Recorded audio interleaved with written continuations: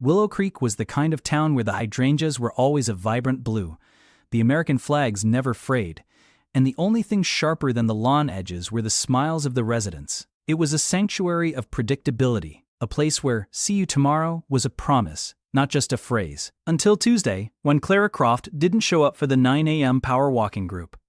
Clara was the definition of Willow Creek normal. A PTA treasurer, a volunteer gardener at the library, mother to 2 aggressively polite teenagers. Her disappearance wasn't a splash. It was a ripple that warped the perfect reflection of the town. Her front door was unlocked. Her purse was on the kitchen island. A chicken pot pie sat cold in the unlit oven. Detective Elias Thorne, a recent transplant from Chicago, nursing a bruised cynicism, was assigned the case. He hated Willow Creek. He hated the synchronized sprinkler systems and the way everyone waved with exactly 3 pumps of the hand. "It makes no sense," said Martha Albright, Clara's next-door neighbor, wringing her hands over a plate of untouched lemon squares she'd brought for Thorne. Clara was happy. We're all happy here. Martha's eyes, however, were darting around her own immaculate living room, like trapped birds. The first 48 hours were a study in suburban denial. The community organized search parties with matching t-shirts. They tied yellow ribbons to the old oaks. They brought casseroles to Clara's confused husband, Ted, who looked less grief-stricken and more like a man who'd misplaced his car keys. Thorne started digging, not into the woods surrounding the town, but into the lives of the people living in the pastel-colored houses.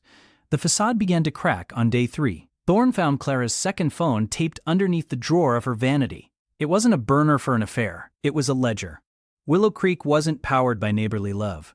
It was powered by debt and desperation. Clara Croft, the sweet library volunteer, was a loan shark. She had dirt on everyone. The immaculate hydrangeas. Martha Albright paid for the high-end fertilizer with money borrowed from Clara to cover up her online gambling losses. Ted Croft's shiny new BMW in the driveway? Leased with hush money Clara provided to keep his firm from knowing about the embezzlement. The town councilman, the beloved high school coach, they were all drowning in secrets, and Clara was the one holding their heads just above water for a price. The atmosphere in Willow Creek shifted. The air grew thick. The friendly waves stopped. When Thorne drove down Elm Street, curtains twitched shut in synchronized paranoia. The silence at night wasn't peaceful anymore. It was expectant. Thorne focused on Ted Croft. The grieving husband act was wearing thin. "She was ruining us," Ted finally confessed in the interrogation room, his perfect tan looking sallow under the fluorescent lights. "Not just me. Everyone. She decided to call in all the debts at once. Said she wanted out of Willow Creek. She was going to burn it all down on her way out." "So you killed her," Thorne stated. Ted laughed, a brittle cracking sound. "Me? No, I didn't have the stomach for it. But we discussed the problem, as a community." A chill that had nothing to do with the station's AC snaked up Thorne's spine. "What do you mean, we?" Ted stared at the two-way mirror. "Willow Creek is a special place, detective. We protect our property values. We maintain the standard." Thorne left Ted in the holding cell and drove back to Willow Creek. It was dusk. The streetlights were just flickering on, casting long, gentle shadows. The town felt different now. It felt like a jaw trap waiting to snap. He knew where she had to be. The new community center was the pride of the town.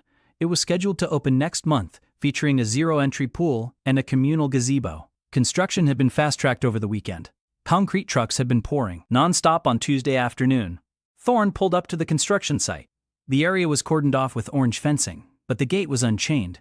He walked toward the massive, newly cured slab that would be the foundation of the gazebo. He wasn't alone.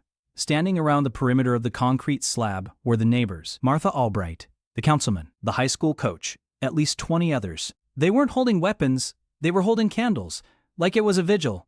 They didn't look angry or violent. They looked serene, relieved. Martha stepped forward, her voice soft and resonant in the quiet evening. "She didn't fit in anymore, detective. She became a blemish. We tried to help her, but she insisted on making things messy." "You buried her under the gazebo," Thorne said, his hand moving to his holster. "It's the center of the community," Martha said, smiling that 3-pump smile.